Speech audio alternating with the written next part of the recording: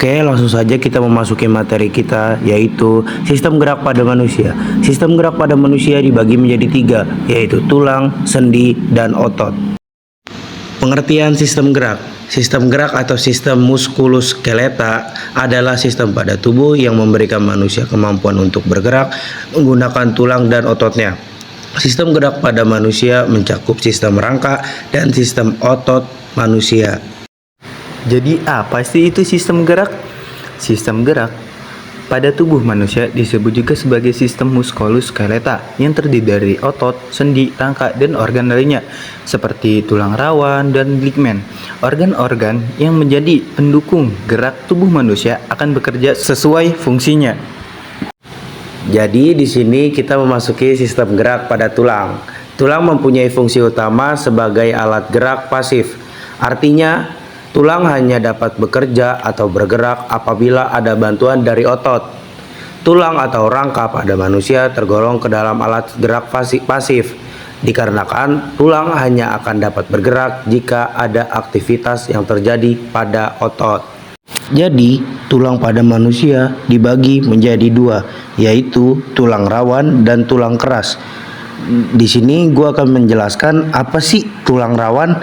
Tulang rawan adalah tulang yang disusun oleh sel-sel tulang rawan. Tulang rawan mengandung lebih banyak kolagen dan sedikit kalsium. Sedangkan tulang keras, jenis tulang ini disusun oleh osteoblast, sel pembentuk tulang.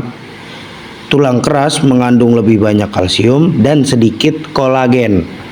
Nah, di sini kita memasuki sistem gerak pada sendi manusia. Sendi gerak atau diartosis merupakan sendi yang bisa digerakkan dengan bebas. Sendi ini disebut juga sebagai sendi sinoval karena mengandung cairan sinoval sebagai pelumas. Cairan ini memungkinkan semua bagian sendi bergerak dengan mulus. Nah, berdasarkan arah atau jenis gerak, sendi terbagi menjadi 5 macam, yaitu ada sendi peluru, sendi engsel, sendi putar, sendi pelana, dan yang terakhir ada sendi geser. Yang terakhir, ada sistem gerak pada otot. Otot dianggap sebagai sistem gerak aktif karena mampu berkontraksi sehingga menyebabkan pergerakan pada rangka. Otot sendiri memiliki sifat elastis, artinya alat gerak tubuh ini dapat berelaksasi atau kembali ke bentuk semula setelah mengalami kontraksi. Sistem gerak pada otot dibagi menjadi 3, yaitu ada otot polos, otot lurik, dan otot jantung. Pertama, yaitu ada otot polos.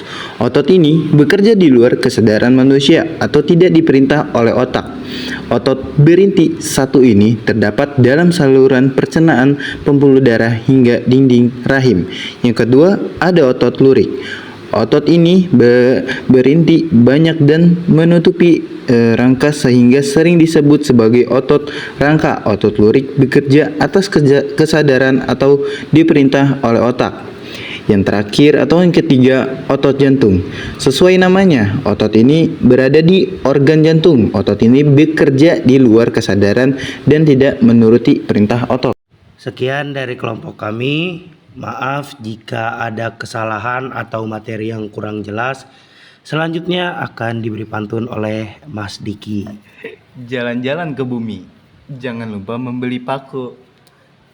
Inilah presentasi dari kami. Wassalamualaikum warahmatullahi wabarakatuh.